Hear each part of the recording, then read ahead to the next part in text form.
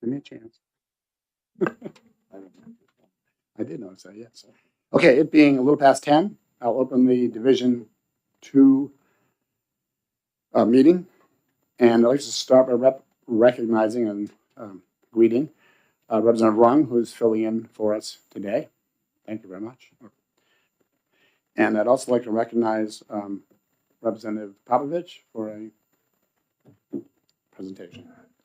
Thank you. I just wanted to very briefly say a few words about Harry Bean, who we lost on February 14th. And frankly, I won't be able to talk as long as I normally do, because if I do that, I'll cry on camera, and that's not the image I want out there. But basically, I was privileged to work with Harry for 3+ years, and he was a larger-than-life character who I think will always be remembered by anybody who got to meet him. I've learned a lot about his family history and everything, and honestly, there is no way to replace him, except that the work of the people has to continue, so we will move on the best way we can, but he will forever be missed, and I am truly happy that I got the opportunity to know him. Thank you.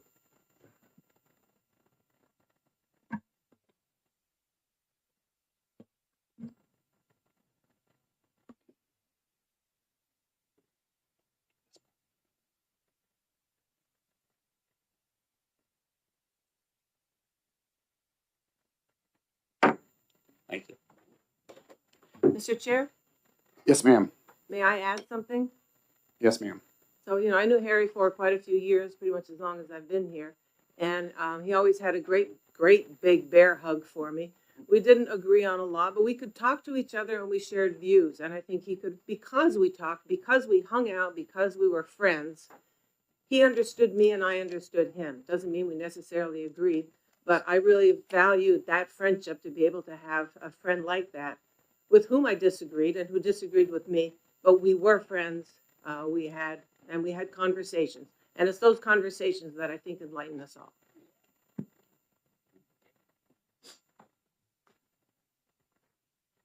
I'm losing you over here.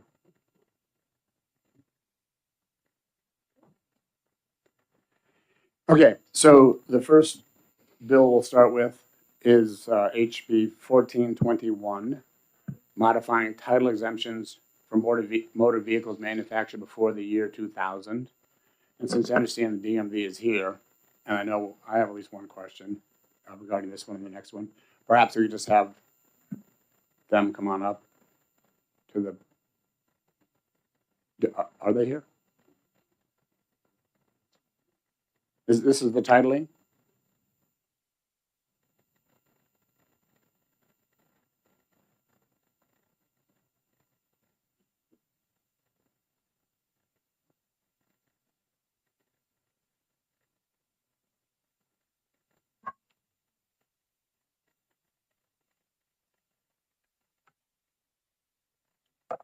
Good morning. My name is Jennifer Gorner. I'm the Title Bureau Administrator with the DMV. My name is Jennifer O'Leary, and I'm the Registration Bureau Coordinator for the DMV. Thank you both for making the time to come here. I really appreciate it. Thank you. I know it's a pain to get up here. So my question is regarding the fiscal note, which I'm guessing you've seen since one of you probably created it. It talks about, it comes up with a number based on the number of vehicles that will, as I understand it, fall out of the need to be titled after a period of time. And that's a big number, I get that. But the amount that's calculated, which I assume is a title fee times the number of vehicles, would assume that every one of those vehicles was getting retitled every year, correct? Okay, so I'm guessing more typically, like my car never gets retitled. That could be very close to zero in actuality. So those numbers are based on the number of new trailers that were, sorry. This bill is trucks. Sorry, the trucks, the 20-year. Sorry, Yeah. Confusing the bills. So yes, this is based on 2024 statistics on how many new titles were actually issued for vehicles that fell into that that date range that we would be no longer titling. So what that does is it's not considering how many are titled currently, It was how many new title applications that individuals had applied for, times the $35 title fee. Now, one of the things that we'd like to articulate is that even though that it comes to the range between 500,000 and $1 million, the gain on the back end from staffing hours would far make up for what we're going to be losing in revenue, if that makes sense. Right, so basically, I think what you're saying is, this is why I sort of got into this, was it'd be sort of neutral in terms of expenses versus revenues. Correct. Representative Popovich. Thank you for being here. I appreciate it. So basically, the way I understand it is that the methodology used was really meant to give us a maximum loss of revenue because, we don't really know how often a vehicle of that age gets resold and retitled and everything. And plus, you'd have people buying vehicles from out of state and bringing them in or selling them out of state. So this is just the high water mark that could happen, right? That is correct. We wanted to be able to capture one calendar year on how many of those were presented so that we had a starting point. So that was just based off of what was presented for 2024. Thank you for putting it in context. I appreciate it. Representative Murray. Yeah, thank you. Now I'm confused. The bill exempts any motor vehicle, which I thought meant cars, Cars too, I should. and except heavy trucks and tractor trailers. But so I'm a little confused because I hear you talking about trucks. I and- misspoke. It wasn't trailers. But- I was trying to bring it back to the motor Are vehicles. we talking about cars? Yes. Not trucks. If I may. We But are it says talking except for about heavy. we are talking about cars and correct. We are basically exempting. We are still maintaining the requirement or 18 wheelers and such, but we are Yeah, okay, removing so- it for regular cars and trucks. Yeah, so that I was, thank you. It was my mistake. I Okay, apologize. thank you. Any other questions on this one? Representative McGuire. Thank you, Mr. Chairman. Thank you for taking the question. Even though we're no longer going to require titles for these, still many owners would probably want the title anyways, right? Yeah. Okay. There was language written into the bill specifically for that if the owner opted to get a title, meeting specific requirements to prove ownership and mitigate fraud. Yes.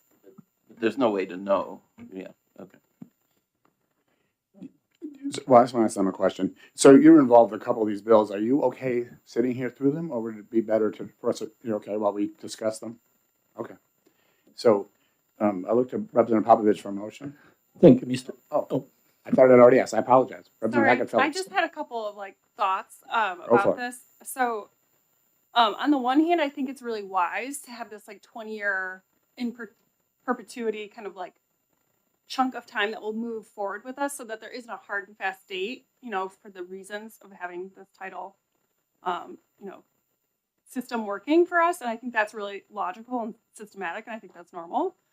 On the other hand, I know that there, potentially is it's indeterminable, but some sort of decrease of our revenues. And,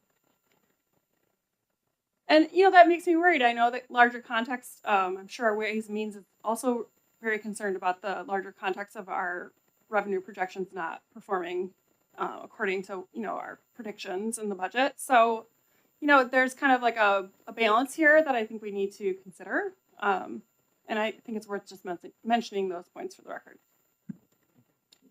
Representative Murray. Yeah, thank you. Just quickly, can someone just give me a narrative around how this relates with antique cars? I had an antique car, an XJ12. And I'm just curious how this interacts with people who have their antique cars. Representative Popovich. Well, it pretty much doesn't, because most antique cars are way before 2000, so they were already exempt, so it would not change anything. And if anything, this specifically says that if you want a title for your antique car, you can get one now. And that's a very good thing, because some antique cars are worth more than new cars, for crying out loud. Not that I could ever afford one, but I think this kind of I don't think that this has any negative impact, and I think it does help the owners of antique cars. Further discussion? I look to Representative Popovich. Mr. Chair, I'd like to make a motion of OTP on HB 1421. Second.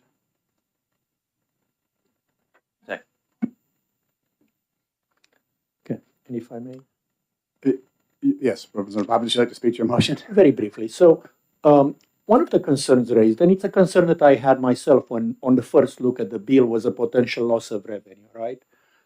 So, first, we have just heard that basically we don't really make money by issuing titles. We have to pay for people to issue the titles, and more or less it evens out. So, on the net, while this decreases revenues, it will also decrease certain expenditures. So, it's a wash.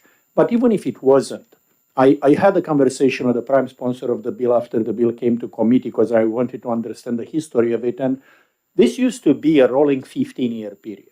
And then it got froze, in about 2014, it got froze to 2000. So it started stretching and stretching and stretching, which is not good policy in my opinion. So the fact that we are going back to 20 years is already a compromise, right, between the 15 years that it used to be and the 25 years it is now. So on the balance of everything, I think this is very solid policy. It has already been, met in the middle, as it were, to allay some of those concerns. And combining that with a testimony that we don't really lose money on the net, I think that this is a very straightforward OTP for me. Thank you. Further discussion? Okay. I'll look to the clerk to call the roll when he has time. When he's ready.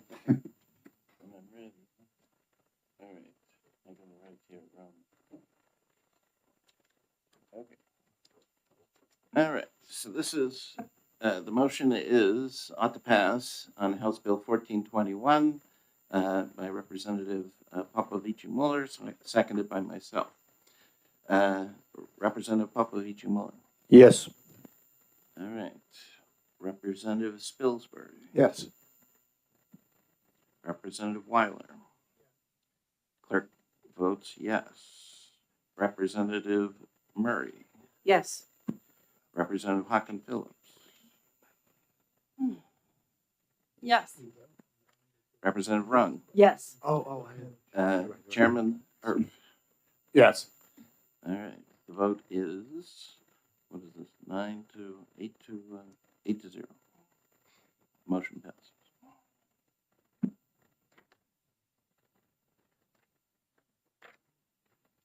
And Representative Popovich reminded me, I thought this had gone out to the whole legislative body, but apparently it may not have. So Representative Spilsbury is not just filling in, he actually has been appointed as a member of finance and as a member of Division 2 to fill out our side. So Welcome, Representative. We didn't know that. Thank you. Thank you. Happy to be apologies. here. Once again. Okay, so let's move on to, we'll close 1421 and open 1466. And do we have any further questions? So this is another titling bill. This is the one related to, it was related to a lot and then it got stripped down to just boat trailers. Do folks have questions here on this one related to the folks that are hopefully still here in the back? Yes, they are. Yep. Well, do you have questions first of all before we drag them up here? No. Seems like the same thing. So I'll look to Representative Popovich for a motion. Thank you, Mr. Chair. I'd like to make a motion of OTP on HB 1466. Second. Okay, any discussion? Representative Hawken Phillips.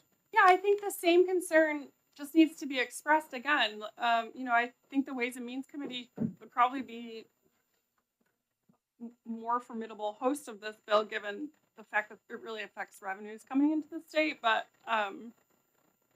again, I know it's not a lot amount of revenue decline with the amended fiscal note, but I think it is worth just again putting on the record that our revenues are underperforming right now, and as we continue to pass legislation that will agree to take in less and less revenue, the hole continues to get digger. The hole continues to dig deeper, and I'm not sure that there's a plan right now about how to address those concerns. For instance, there's going to be a $190,000 decrease per year for this bill alone in revenues, and if you don't take in $190,000, it's harder to spend $190,000. So, I'm just acknowledging that this is going to put the next budget cycle into a difficult spot, even more difficult spot than we're in at the moment. So I just think it's important to acknowledge that as we move forward.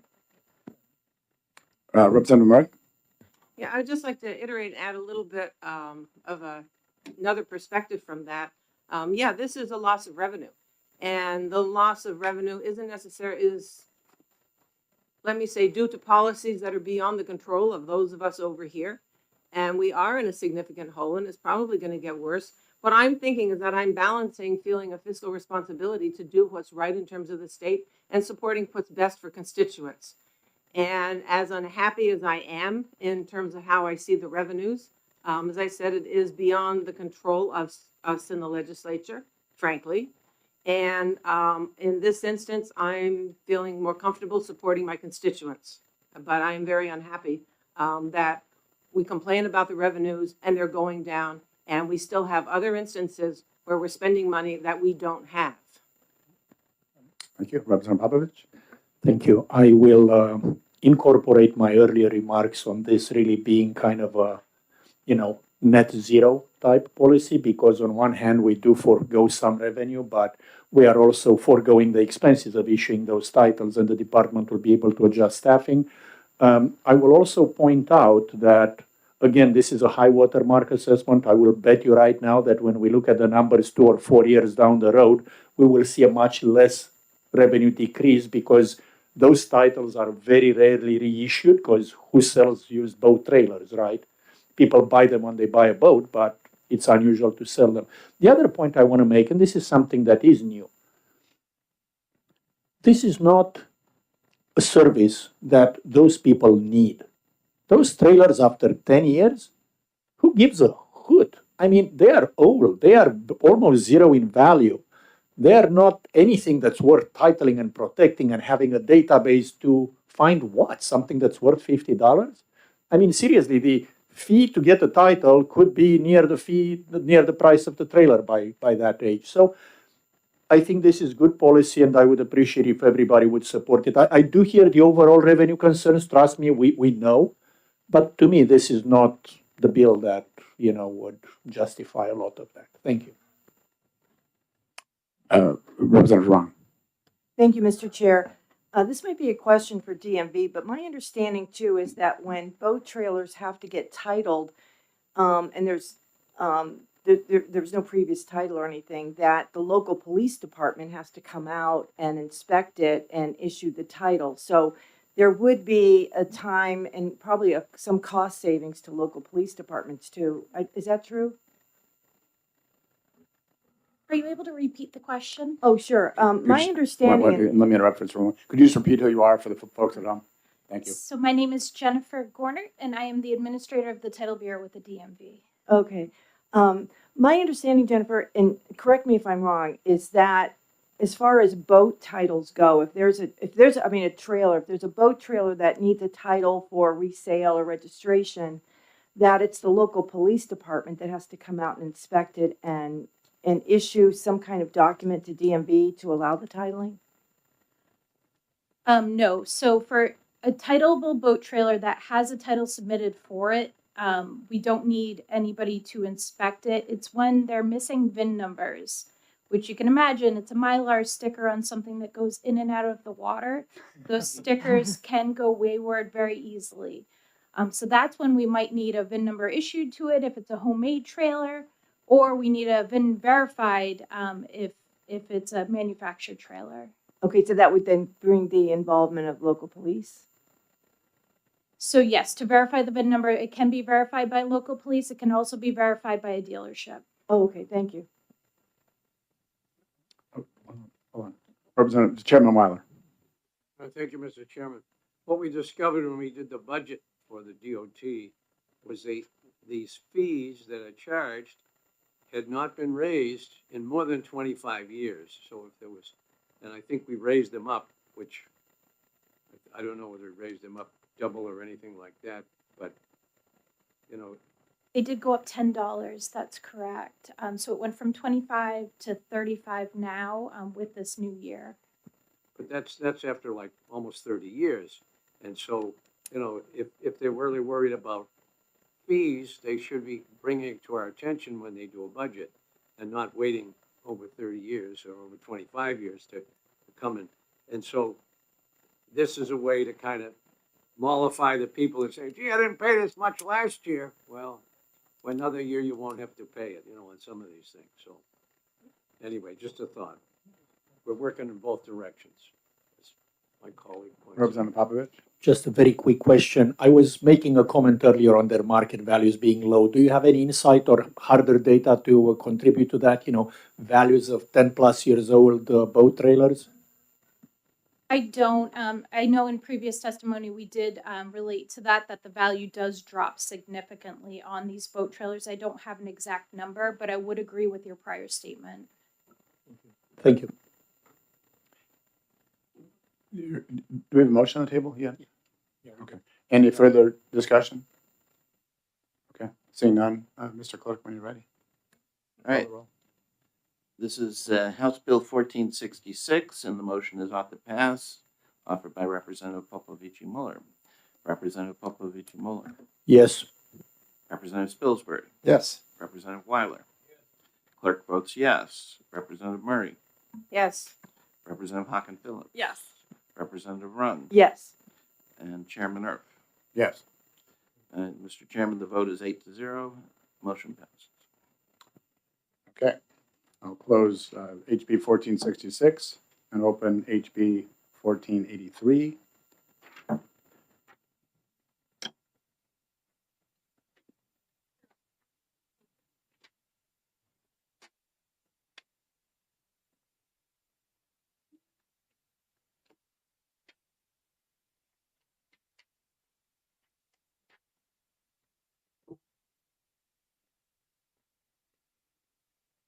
So let me speak first. There's an amendment for this one, which we'll bring forward. Haven't brought it forward yet. But since it has my name on it, I thought it would explain to you what that's about. If you look at the bill, the current bill before us, as amended by the House, I think it was amended anyway. Yes. Down on first page of the bill, line number 11, you will read the following. This is regarding setting the fees for the boat trailer. The director is allowed to set a fee for the plates as approved by the New Hampshire House and Senate Ways and Means Committee. And it was pointed out to me that there is no House and Senate Ways and Means Committee. And that on the advice of LBA, it was suggested that since this is another vanity plate, it'd be best to just have it be treated as a vanity plate. And that is the reason for the amendment. You'll note that in there was no longer a reference to the House and Senate Ways and Means Committee, but rather it's incorporated into the vanity plate law. So that's the point of the amendment, and we can discuss that right now before we get to the actual motions if others have questions or comments or want to bring up people from the audience.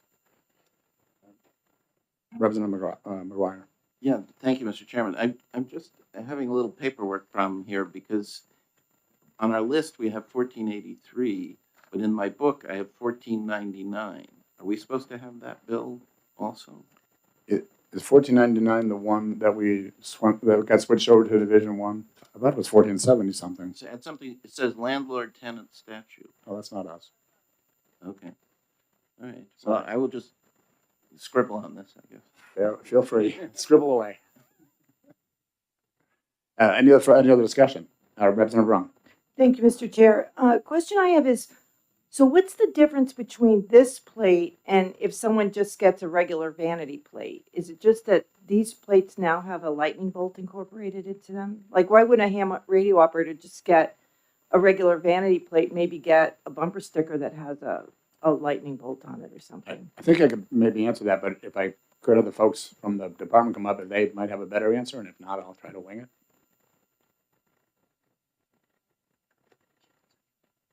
Good morning. My name is Jennifer O'Leary, and I'm the administrator of the Registration Bureau. Representative Rung, you want to? Yes. So if a ham radio operator, is there anything that prevents them from just getting a regular vanity plate and then maybe adding a lightning bolt to their bumper or something. So is this just, they have a special license plate with a lightning bolt on it and what they would have had on a regular vanity plate? Thank you for your question. So it would be at the decision of the ham radio operator. They take a lot of pride in this, and that is why they have asked for a plate to bear that symbol, almost as if they want to advertise that this is this ability that they have. So they could choose from either our standard passenger vanity plate or the ham radio operator plate. It's just an option that will be there for them. Yes.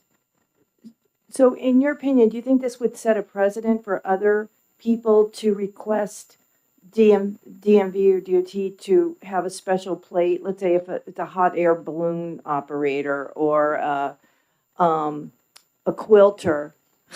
I would do that. Things like that. Any type of, a hunter or a fisherman. Like, I'm just afraid that this might overburden your department in the long run because we're now establishing this special interest plate. Thank you for your question.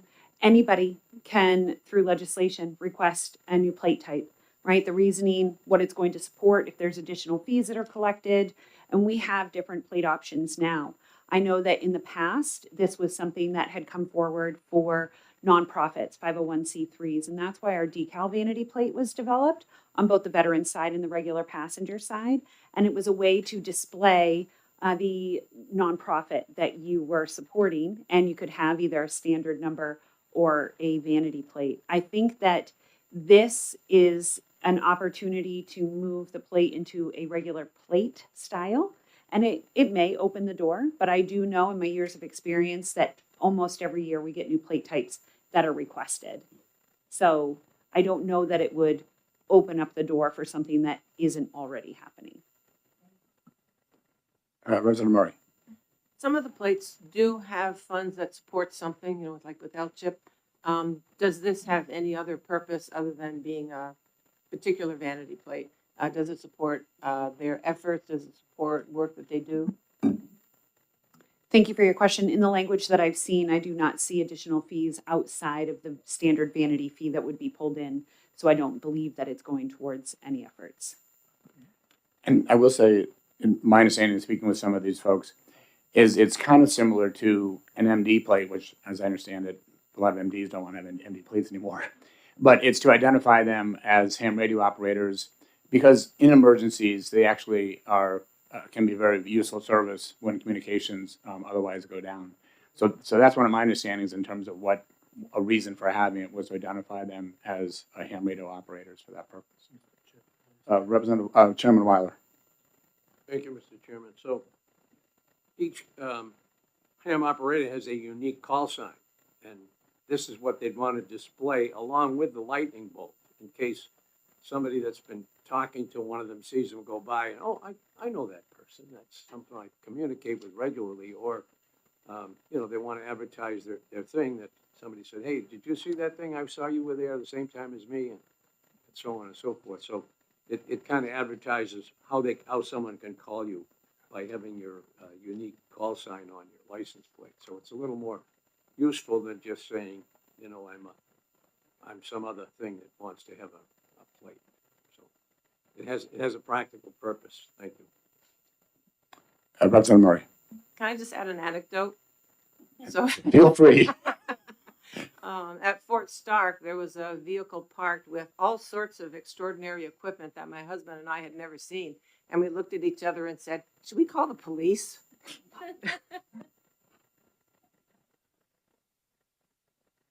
Representative McGuire. Thank you, Mr. Chairman. With the decal license plate, if a new group wants to come and get their own sticker, do they just go directly to your office, or do they need legislation?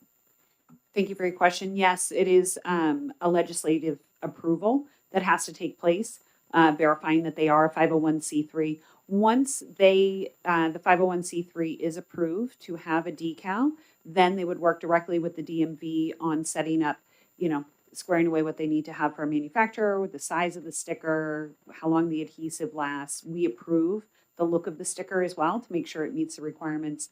But that our role is not until after legislation is passed.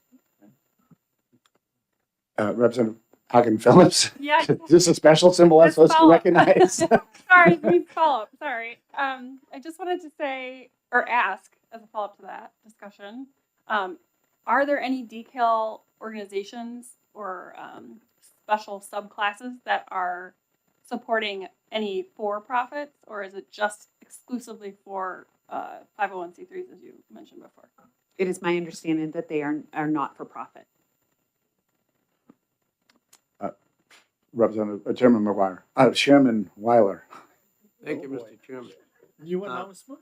I have a unique plate that has Masonic symbol on it, and the Masons put in a bill for that. There are also the military ones, Army, Navy, Air Force, and so on, that you can get a plate. So there's other plates we've got. There's a space on those plates that you get a little decal, so it doesn't have to make up a whole new stamp to put on it. It's just a decal that you buy through your agency and stick there on your plate. And you pay extra for the decal to the organization, and of course you pay for a vanity plate. Representative Popovich. Thank you, Mr. Chair. Just a quick question. I know that in the previous bill about titles, we were saying, okay, they're kind of a break even. If I do recall correctly, this is a net revenue for the state, right? When somebody wants a custom plate, they pay us a certain fee, and that fee not just covers your costs of issuing, but does generate some state revenue, right? The vanity fee does, Yes. for a vanity plate, yes, it is correct. That additional, which is now $60 with the revenue increase, that does cover. Thank you. I want to ask that next question. Representative Rung. Oh, I'm sorry. Oh, thank you. So this, if this bill were to pass, these lightning bolt plates, they always have to be a vanity plate then? So they always have to pay that $60 fee, rather than just saying, I want the lightning bolt plate, and just, whatever number comes up, that's what I'll take. In looking at the language that's here, it does appear so. It's my understanding that the reason that it is pushed into a vanity plate is specifically for their call sign. A couple things we want to keep in mind when we're talking about a vanity plate. We only have so much real estate on these size plates. So depending on the size of the emblem and the lightning bolt that they would want visible, is going to take up some real estate as it speaks to their call sign. I don't know how long their call sign is. I don't know what it would require, but we can't shrink down the size of the characters. If I may. If I got a sign from the back that it's 7 characters, 6 or 7. Right. It would kind of fit if we don't. So if you take a look at what our current decal plates are, we're limited in the number of characters that can be on there because we have to leave room for that 3x3 square.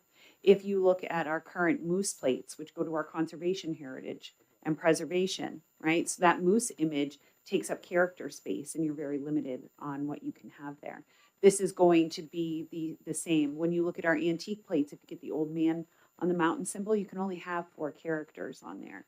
So I just want to make sure that as we're moving forward with this discussion and requiring the vanity plate to have their call sign, that when it comes to design, we're going to have to take all of that into consideration in order to make this law work. Follow up, Mr. Chair? Yes, go ahead. So are we sure that all the call sign will fit on the plate? Because it doesn't make sense to pass this if the call sign, there are call signs that are going to exceed the number of characters needed. I think we should know that ahead of time.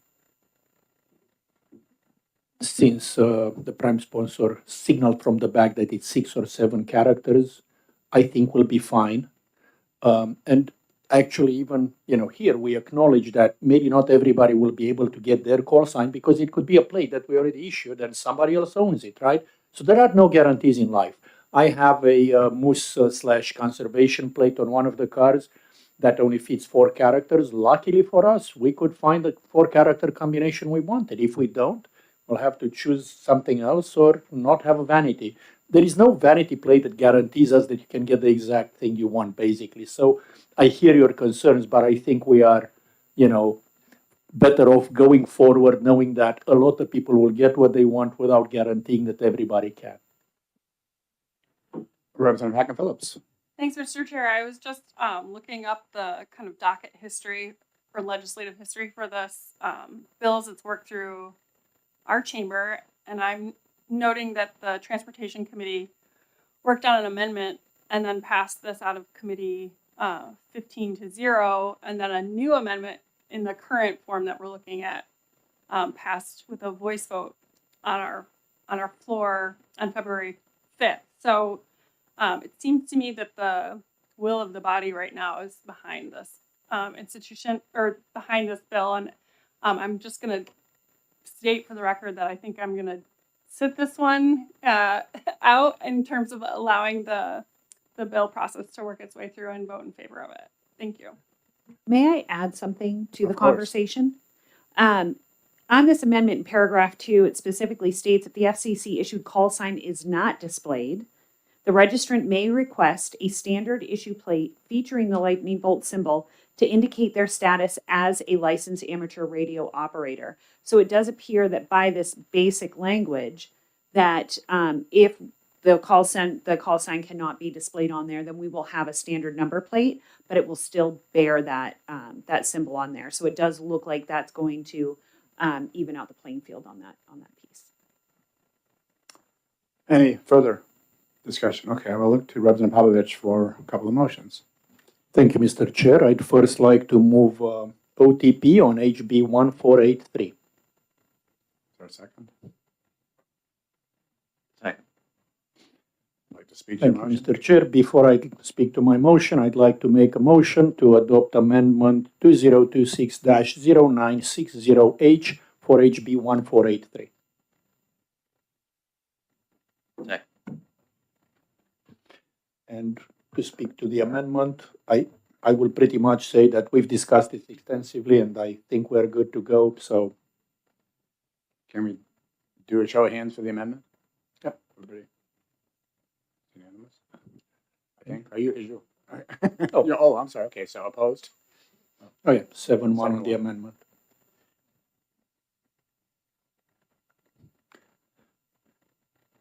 And if I may speak. on that. Yes. So speaking briefly on the main motion, well, I have to update my motion to OTPA first, as amended. Second.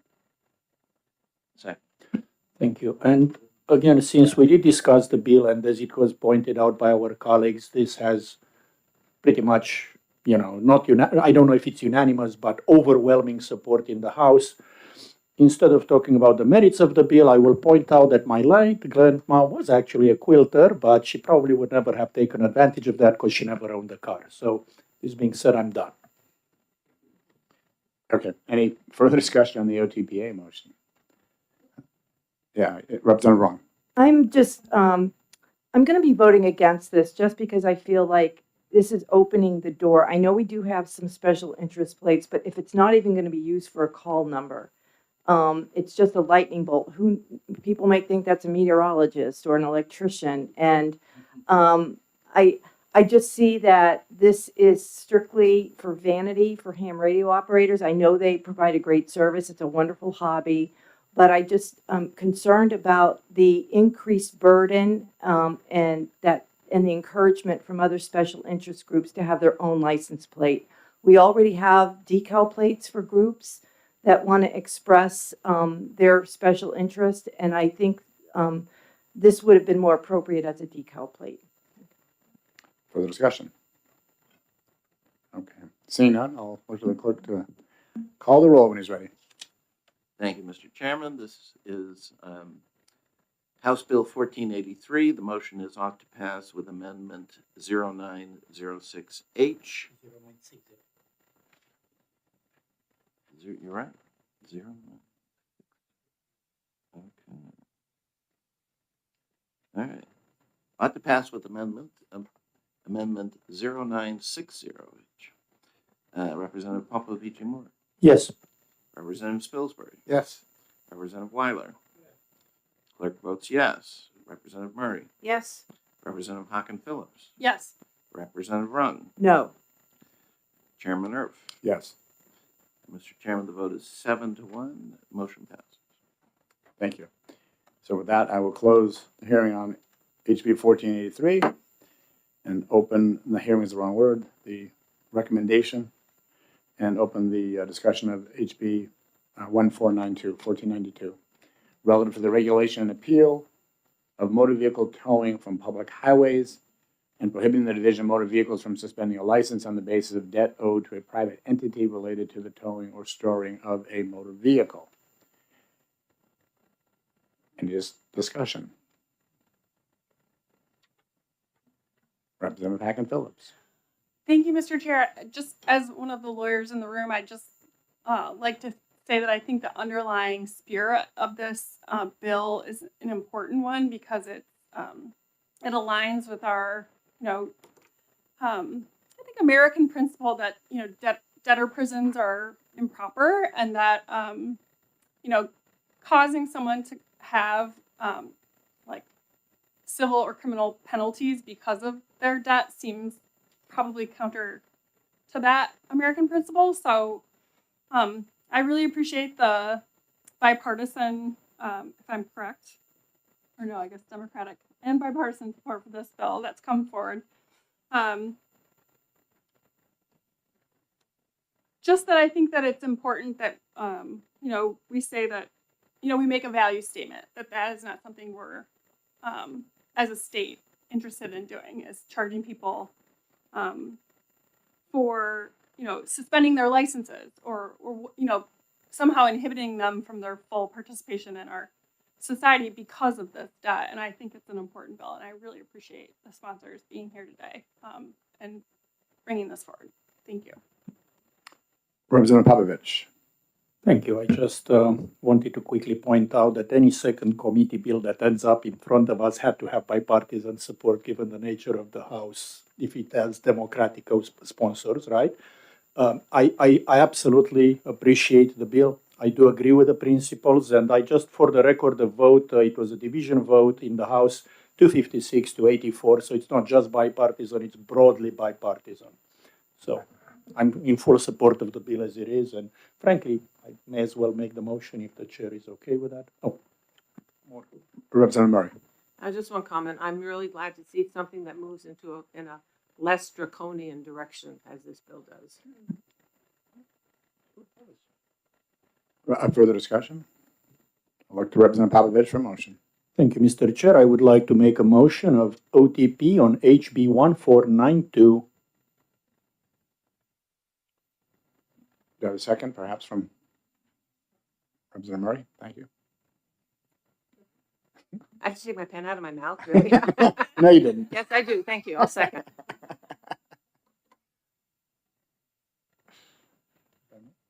Representative Popovich likes to speak to motion. Yes, I'd like to point out you can talk with a pen in your mouth. No, we are good. Seriously, it's a solid bill. It passed the right way, so we are in good shape. Thank you. If there's no further discussion, I will look to the clerk to call the roll when he's ready. So this is House Bill 1492. The motion is ought to pass. Representative Popovich-Miller. Yes. Representative Spilsbury. Yes. Representative Weiler. Yes. Clerk votes yes. Representative Murray. Yes. Representative Hawken Phillips. Yes. Representative Rung. Yes. Chairman Erf. Yes. Mr. Chairman, the vote is 8-0. The motion passes. Thank you. I'll close that discussion and open the discussion on HB 1555, relative to administration and enforcement of the state fire code.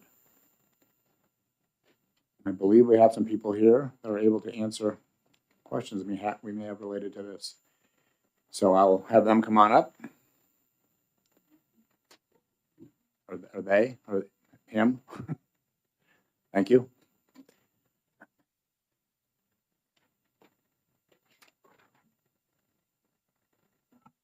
Good morning, members of the committee. Sean Toomey, State Fire Marshal, for the record.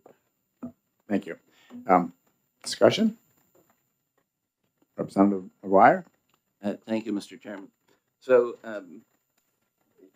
I had a little bit of a concern with section 2 of the bill, in the sense that, as I understand it, this bill gives you the authority to have kind of a quasi judicial procedure when somebody is upset with a decision at a lower level, that you can have a hearing and possibly grant them some relief in between going to court, right? I mean, we do this kind of thing all the time, Correct. right?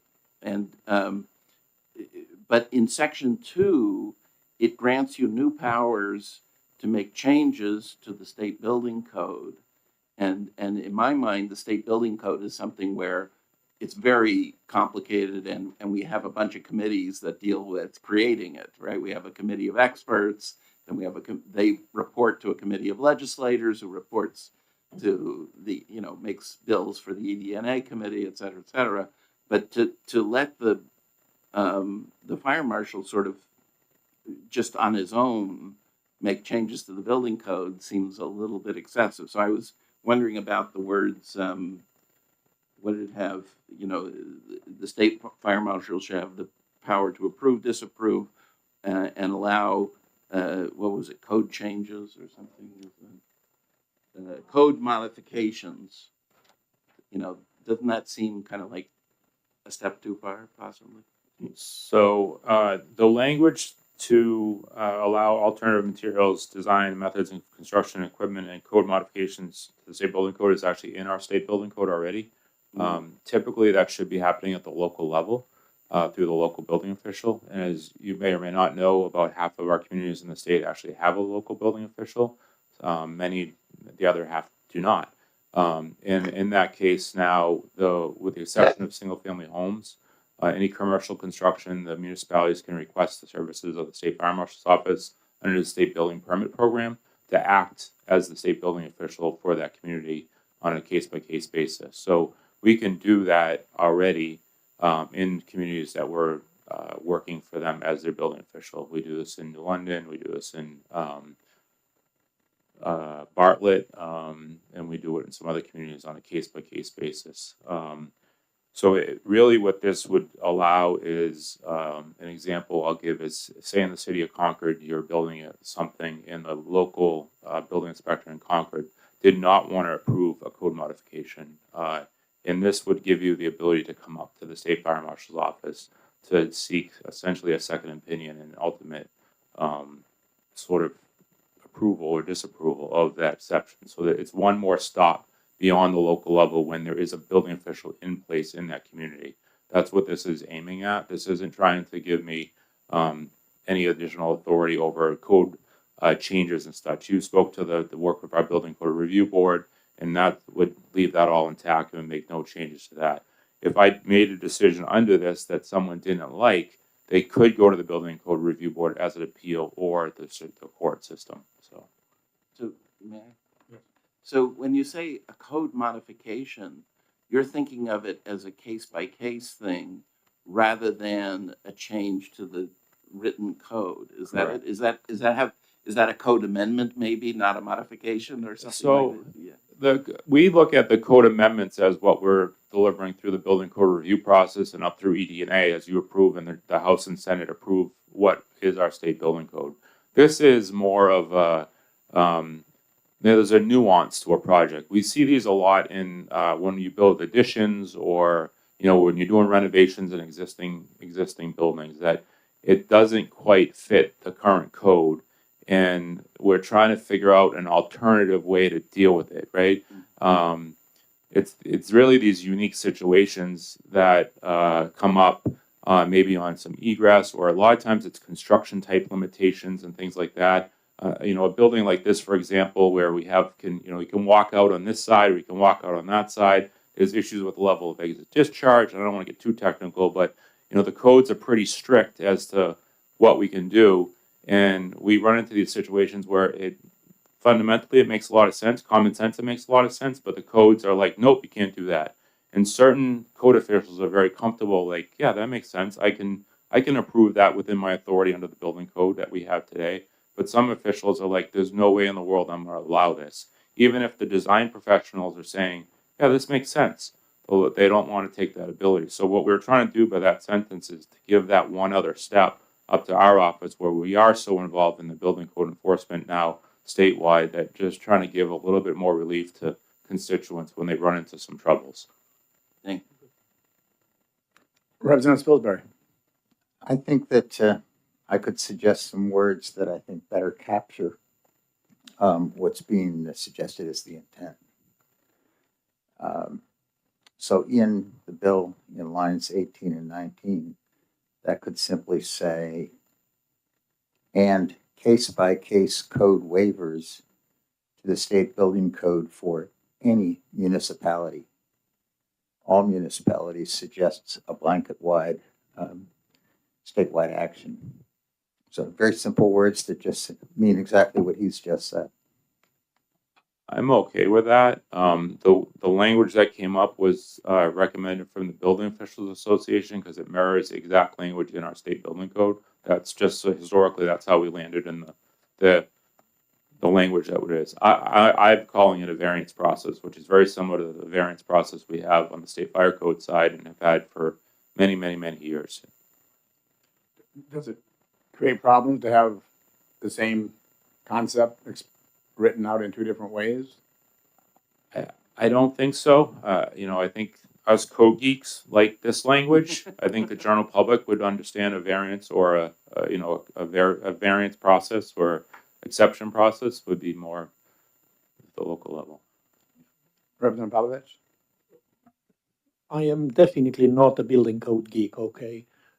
But I just want to understand. So right now, what we have in the language is the current language that we see in front of us, and it doesn't seem to create any confusion or issues as of now. You are saying that regular people may better understand it if you talk about it as a variance or a waiver, as my colleague suggested. I understand that, but is this something that a regular person would end up appealing to the state fire marshal? Because to me, it sounds like you're more describing like commercial buildings and whatnot, and those are people with considerable expertise in this, which I would not have. So what are your, does that seem like a clarification that would really benefit people? Are regular people not appealing because this language doesn't tell them they can get a variance?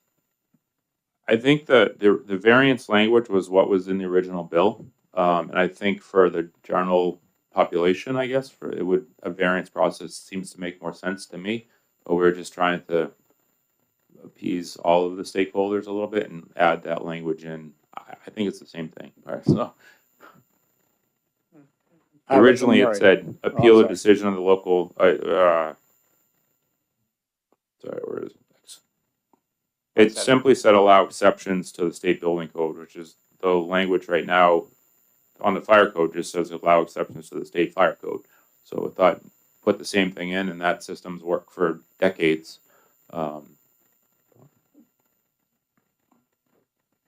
Representative Murray? Thank you very much. And thank you for your explanation. What's odd is that your explanation has told me why I can't support this. And the reason I'm thinking is that I come from an area where we're all pretty much volunteers, and there's a lot of volunteer work, a lot of volunteer support. And when it comes down to it, if you have enough money, and the planning board or historical HDC, any of these things, if you were denied something, and you have enough money and you really want it, they can come to the state, they can come to you to get the variance, where you don't know the area, you don't know the particular issues of a particular structure, the reasons behind it, the neighborhood. There's a lot that, and I don't mean you exactly, but you're in your situation, don't know why a small community would have said, no, this doesn't work here. And because you have these small communities that are basically all volunteer, we don't have the resources to follow up on that kind of a lawsuit. And so from my perspective, in that environment, I have a problem with this because it takes away our ability to manage our community. And the way you were talking about it, it's like, yeah, that's exactly how I feel. That's exactly the problem that I feel my constituents would be facing. We would have no choice. If someone wants to do a stairway one way or the other way, and for whatever reason, the community says no, and you will be able to come in and say, no, that's just fine. And so that's why I have a problem in terms of there's a potential for overreach with this kind of a bill. And this is where I don't see it, unless y'all can talk me out of it, I can't support this. Representative Popovich? As a co-sponsor of HB 1555, I will point out that it passed 14-0 in committee and it passed the House on a voice vote. So I'd like to assure my colleague that while we've been kind of geeking about policy, the policy side has been really covered by everybody involved in the past. And I think that they already considered those things and they were comfortable with them. And that included literally everybody involved. So I think, you know, we have been known to dabble in policy from time to time, but I would say that since that's technically not our job, probably on this one, I would suggest that it is perfectly okay to trust the policy committee and the House as a whole who was okay with this language. This being said, I respect everybody's prerogative to vote their mind on anything. Representative Murray, yes. Yeah, dabbling is quite the euphemism, I think, here. And what I am looking at is reflection of my responsibility to my constituents, not just, I hear what you're saying about policy, but don't even go down the path about how we don't do policy here. And so I am standing here, sitting here, considering how this affects my constituents. Mr. Chair. Representative Chairman, excuse me, go ahead. I totally appreciate your concerns and I get those. I can share with you in practice, one of the things we do on the fire code side of things is we reach out to the communities every single time. We processed 90 variances to the fire code last year, and every single one of those letters has a line on it, whether it's supported or not supported from the local fire chief. And in my time in the office, I could probably count on one hand. It would be very hard to get there, but the times that we've gone against the local fire chief for the exact reasons you spoke of.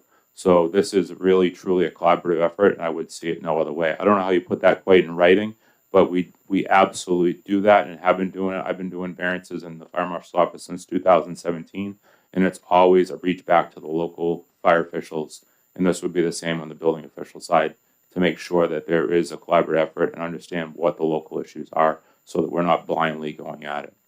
Thank you, I appreciate that, and I do not ever in any way question your integrity. Oh, yeah. And I thank you for that. I didn't take it that way. No, thank you. Yeah. Chairman Weiler? So from what you've been saying, I get the impression you're doing these things already. Does this law change anything in your authority? Does it help you? Does it hurt you? Does it just acknowledge what you're doing? This really will give the ability for that 50% of the communities in the state that have code officials in place. This would give another avenue for those communities, Manchester's, Concord, Salem, like predominantly our bigger communities. Those communities would have another step in the process. We are doing this in a lot of cases in the communities that don't have code enforcement today. So it's kind of, it's 50-50 right now, whether we can do it or not. We cannot do it today on single family homes or, 1 and 2 family homes. So we can't touch those at all. This bill would introduce the ability to touch those as well. So it would expand some of the capabilities. Thank you. Representative Spilsbury?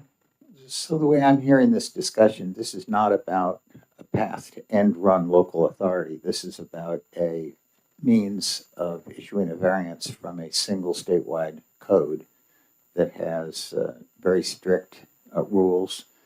And so it gets us a path of addressing a one-size-fits-all thing that sometimes doesn't exactly fit. I would concur with your comments, yeah. Okay, which one's up first? Representative Rung? Thank you, Mr. Chair. So I kind of, Representative Weiler asked my question because I'm not really seeing that this is going to solve a problem we have. It's just adding a layer of bureaucracy for those communities that already have that system in place. And I believe my town, I live in Merrimack. I represent the town of Merrimack, and I believe we do. So I have a lot of concern about overriding our local decision when we have that system in place already. You would still, I assume, work collaboratively with the town of Merrimack, but to me, it would just be more time and money we'd have to spend as a town to address an issue that a citizen's elevating to the state level. Is that a true picture of what I would expect? It could happen. So this was really a stakeholder request. This didn't come from our office at all. We hear this sort of complaint a lot of using your example in Merrimack is our design professional on this project and the owner would like to do some sort of exception or variance. The local official is usually not comfortable granting that. And this would give us an avenue at the state level to do that. Mirroring the state fire code variance process, again, which has been in place for a very long time, the benefit of it coming up to the state fire marshal's office is providing some sort of level of consistency. The other thing it will do long term is that if we start to see trends of issues, the same thing over and over again, we can go back to the building code review board and say we need a code amendment to our state one code concept. We can make a true code amendment that will come in and fix the issue statewide. We aren't seeing these little one-offs here and there right now to try to fix it statewide. The inconsistency of code enforcement across the state, fire and building, is something we've been working with, and Representative McGuire's, the other Representative McGuire has been instrumental over the last 10 years in helping us to try to standardize our code process in the state and make it sort of this one state, one code, provide some consistency for whether it's an owner or a contractor or design professional. And this kind of goes in line with some of those efforts is what I'm hearing, is that there's a gap right now is what we've heard, and we're trying to fix that gap. Is it perfect? Maybe not, but I think this gets closer. And the only thing I fall back on is I know that the fire code variances have worked really well for a long time, and that's what we're trying to mirror here. So, Follow up, Mr. Chair?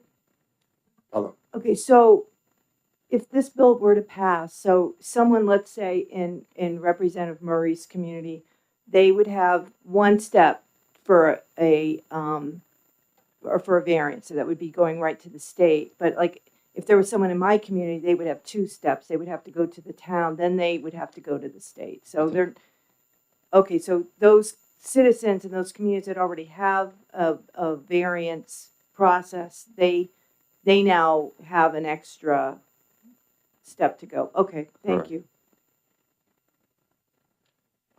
Representative Hackett Phillips. Thank you, Mr. Chair, and thank you. I'm sorry, I missed your last name, Mr. Marshall. Toomey. Toomey, thank you. Yeah. Fire Marshal Toomey. Earlier in your testimony, you mentioned that there were only a handful of times where the local marshal and the state's marshal decisions were, ran into conflict with each other. And I'm interested in that handful of cases. Could you describe kind of the general nature of that disagreement, and just so we have an understanding of the potential downstream risks that we could be, potentially opening the door for more of those handful of disagreements if this were to go into. So one of the biggest ones that we deal with is around school locking and barricading devices. That's the one that's probably comes to my mind the most. So we have been approving certain barricade devices in school classrooms because of active threats, and certain local fire officials aren't not comfortable with that. And usually we'll get full support from the police department and the school district and the parents and everyone else, and the fire official is no, we're not doing that. We have found certain devices that can be breached on the fire service and law enforcement side, from the first responders perspective. So we approve those because we would rather have those deployed quickly and make sure our kids and our staff and teachers are safe in those situations. That is probably the biggest one that I've come across, is one that we have approved and a local fire chief has said, no way, I'm not doing it. So we write in it, the fire chief does not support it, and we approve it, and they have not been appealed. Follow. Thank you, Fire Marshal Toomey. I represent Hanover, which is kind of a complex district in that we've got this large, institutional, ongoing development of our community with the college. And I know that there is a very strong collaboration between our municipal, permitting process and, marshaling that happens on these new building developments. And I think right now, as it stands, there is an incentive to work together towards finding those areas of agreement when new buildings are being developed, so that safety and the price tag for these projects can continue in the same direction of agreement. But I will say that I do fear that if this were to go into place, knowing that my community does have unusual amounts of resources for itself, that this could potentially open the door to disincentivizing that local collaboration. If the college were to know that it could perhaps find a cheaper alternative by finding a waiver through the state's office, rather than working with our local marshal to try to find an agreement to a certain issue, that they may just skip ahead. And I feel like that could really put our community in a difficult spot. And I think for that reason, I'm just foreseeing a potential conflict where, given the fact that there are a lot of institutional buildings in my community, and you just named, a scenario that might in fact come up more than once in my community, I just think that this could be a little bit of a Pandora's box, and for that reason, I'm going to have to respectfully decline to vote for this. I just think there are plenty of reasons why this could be wonderful for the state, but it looks like my community could be adversely affected in this way. So I'm just going to leave it at that. Thank you, Mr. Chair.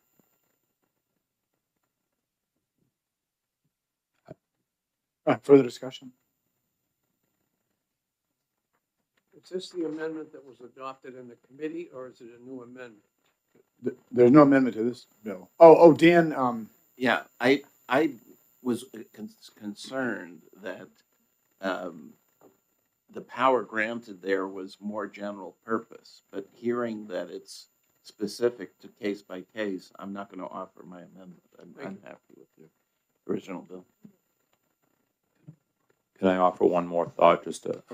I'm very neutral on this whole thing, but I'm just trying to help fill the gap. But if hearing the concerns that you've had on this, is there potential to add some language that we have to put in language that in the instance that there's an official there that we have to have written support or something to that effect to help that? I don't know. You know what I mean? Just we force the fact that we have to touch base with that local and get.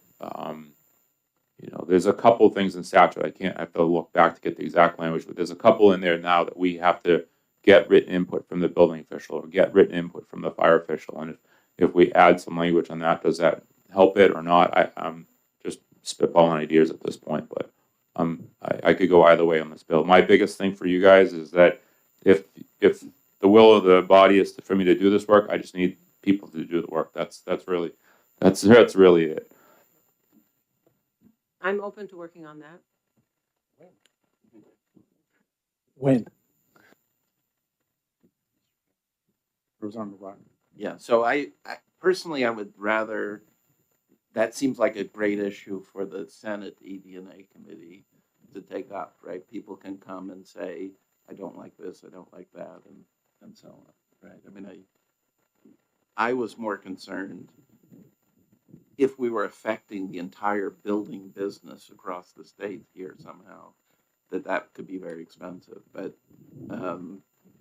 this particular kind of getting into the weeds of how, the exact relationship between the fire marshal and local officials and so on, that's more of an ED&A-ish thing.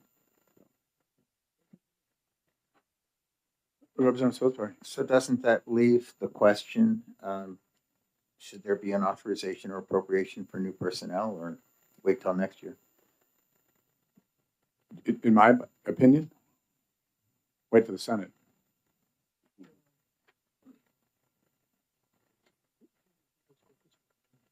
That's what I was asking you. No, I mean, I do mind, yes. Okay. Would you all be comfortable with, would you want to have more questions for the fire marshal? No, I just wanted to make a comment that, on principle, I'm against sending a bad bill, counting on the Senate to fix it. And second, I mean, just looking out for the best interests of my community, I'm not going to support a bill that adds another layer of bureaucracy because that's going to add more cost to our local community. So how about if we take a 10-minute caucus? That'd be all right? I'll have to ask you all to go out into the hall, and I'm assuming one of the rooms is available for your use. Oh, the parking lot was empty. Okay.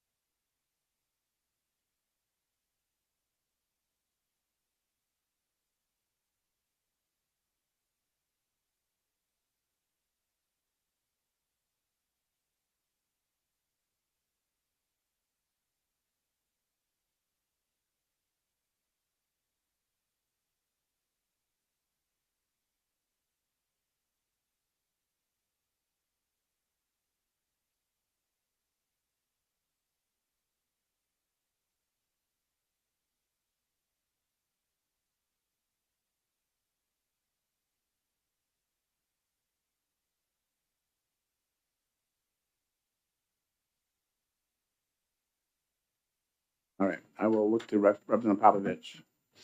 Thank you, Mr. Chair. I'd like to make a motion of OTP on HB 1555. Second. Further discussion. Representative Murray. Thank you. I just sort of want to iterate, we were just speaking a little bit, and what it comes down to, I think, whether we're a large community or a small community. Right now, the situation is that when there's a conflict between whether individuals or a small community or a large unnamed university and a town, right now we are incentivized to come together to get to yes. And one of the things that was taught me or explained to me when I first joined planning board in my little community was that the goal is to get to yes, where everyone needs to have some sort of discussion and work towards a compromise that works for everybody. And so I've always had it in my head that the goal is to get to yes. And it seems to me that right now, in many of these situations, large or small in New Hampshire, we have a situation where people are encouraged to get to yes, to have a discussion, to come through the issues, to say, I can give on this, I can give on that, I can't do this, I can't do that. And this seems to me a device that makes that goal of coming to yes for everybody much more difficult, because there's an outside element that says, well, if you don't do what I want, I'm just going to go talk to this person here, and then I'm going to win for whatever reason, for whatever cachet or money or influence I have. So I'm more comfortable. I have to vote against this because I think this decentivizes the community's ability to come to yes on its own. Thank you. Further discussion? Representative Popovich. So I hear your concerns, but I will say that unfortunately right now, the only way to come to yes is to agree to make everything way more expensive, including going way above and beyond what the actual fire code requests. So I think that just like we have levels of appeal in other decisions that seriously affect our livelihood, in certain communities, this would be a good opportunity to appeal to a state level authority that is extremely competent and has a great track record and who I trust to make the appropriate decisions. I will be supporting the bill. Further discussion. Representative Ron. Yeah, I'm going to be opposed to this for the reasons I explained earlier. We have in Merrimack, and I'm sure many, many other communities that already have this department, they are competent. They're very professional. They want to work with residents, and to add another layer of bureaucracy for people to go to, not only does it compromise the existing compromise process that's in town, but it takes it away. It's we don't have any information about how many challenge waivers are requested at the local level. Is that going to add a huge volume to the state now? I think the expense to the local communities hasn't been calculated in this bill. I also believe it's, as I said before, we shouldn't be sending bad bills expecting the Senate to fix them. And this would be a perfect bill for interim study. Finally, I don't think this bill addresses or is an efficient mechanism to align our building and fire codes between municipal and state. That I think that needs to have a better focus than this bill. Thank you. Representative Hacken Phillips. And then just to take us home, Mr. Chair, I'm thinking about the request by the state fire marshal at the end of the discussion, as well as that he said if this bill does go into effect, I'll need some help getting this implemented. He's going to need more manpower in his office to address those additional requests for review and appeal. But then when I also look at the additional layer of knowing that the localities will be continuing to fight and appeal potentially, they're going to need additional manpower, and cost absorption is going to happen. So I'm really concerned about the potential for further downshifting of costs onto our municipalities right now who are already struggling. So for that basis alone, I think the pure fact that there's not a single dollar appropriated in this bill makes me concerned. So for those fiscal reasons, we'll also be voting no on this. Further discussion. Okay. The clerk may call the roll. When he's ready. Thank you, Mr. Chairman. House Bill 1555, the motion is ought to pass. Representative Popovich Moore. Yes. Representative Spilsbury. Yes. Representative Weiler. Clerk votes yes. Representative Murray. No. Representative Hawken Phillips. No. Representative Rung. No. Chairman Earth. Yes. Mr. Chairman, the motion passes 5-3. Thank you. So I'll end the discussion on 1555, and we're done with today's bills. So on Monday, we have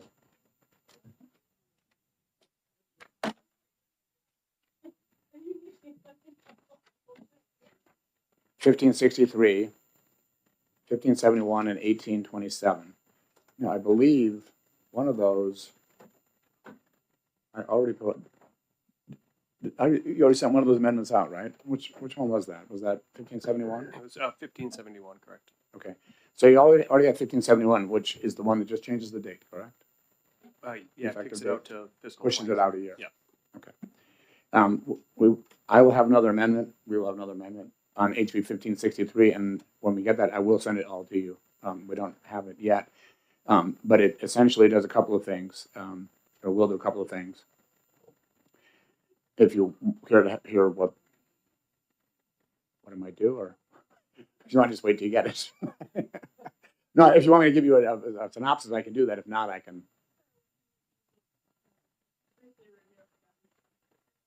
Yeah, we can review in detail next week. It's not, if I had the amendment, I'd give it to you now. I just don't have it. I just know what we're going to put into it. One big part of it that we worked with the commissioner on is changing or putting in the statute a methodology for analyzing the sped expenses by auditing, basically statistically, instead of every single one. And that's something you'll see. That'll be a part of it. The actual details of that the Commissioner Davis proposed and said she'd like to have as a way to reduce the cost of analyzing expenses that come in. So that we're expanding the number that probably will be coming in. So if you're familiar with the bill as it was passed, a couple things. We switched back to using factors of average cost per student across the state. So in other words, you might notice in the current bill it has numbers 50,000, 100,000. We went back to 3.5x, 10x. Okay. And then we also switched, we restored. So right now we're 3.5x to 10x. So we restored that one. So because that's one bucket that we know solidly because that's what we have all experience with. And then we added a new bucket from 2.5x to 3.5x. And that one will have a lower match is the wrong word. That's what I'm looking for. Reimbursement rate, and also a lower floor as well. So I think that summarizes the kinds of things that we're doing. And as soon as it is available, I will have it sent out to all of us. HB 1827. Yeah, I don't have any info on that one. So, any further questions or comments before we break? Do we want to have a further caucus on You mean our separate committees or us here? here right now? But as a whole or in No, caucus. Well, but we can first adjourn and then. But we can do that separately. After we adjourn. Okay. Well, yeah, we can talk about it after. We can get to that. Let's see if they're ready to be excused. You're not talking about coming back together, it's just with us. Sitting here for the next 10 minutes. Yeah. Okay. Are you all set? Okay. Thank you, Mr. Chair, for an efficient morning. You're very welcome. So I will adjourn the meeting.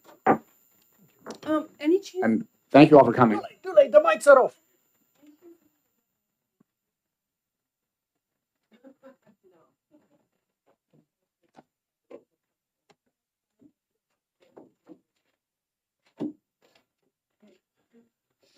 Okay, cool.